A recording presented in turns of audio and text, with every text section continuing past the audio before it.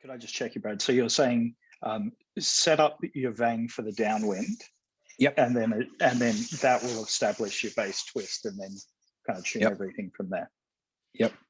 Now, what you should be able to achieve there is with both the mast ram and the backstay. With your backstay, you're essentially trying to match on the mast, or closely match. That doesn't need to be absolutely spot on, but you're trying to match the luff curve cut up the luff of the mainsail.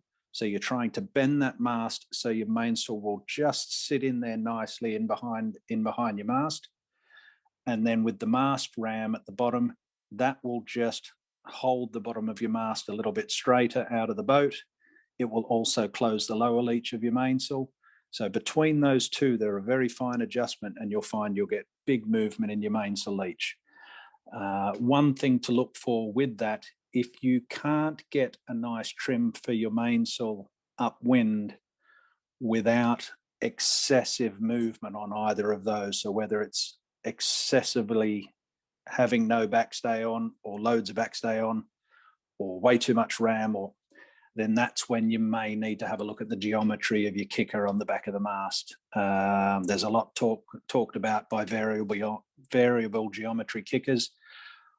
I've never found one necessary. I just use a couple of little wraps of deck patch under the bottom of the gooseneck on my A-rig on the 1 meter, and that, with the setting and the curve I cut into my sails, has always been fine.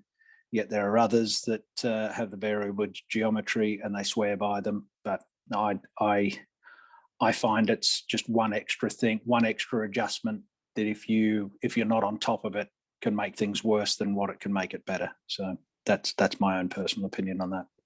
Sorry, and just the last one was the outhaul. Yep. And I do have a Gibson main, so I'm like, how deep am I allowed to get away with?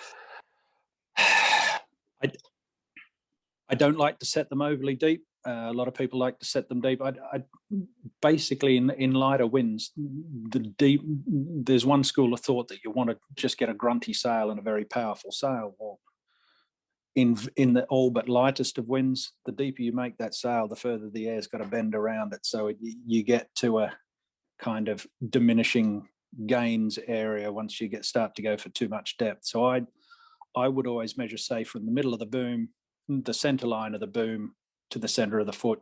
I would go anywhere between sort of 12 mil, 18 mil would be the absolute maximum you would go for. I think I usually specify sort of anywhere between 12 and 15 mil a foot depth.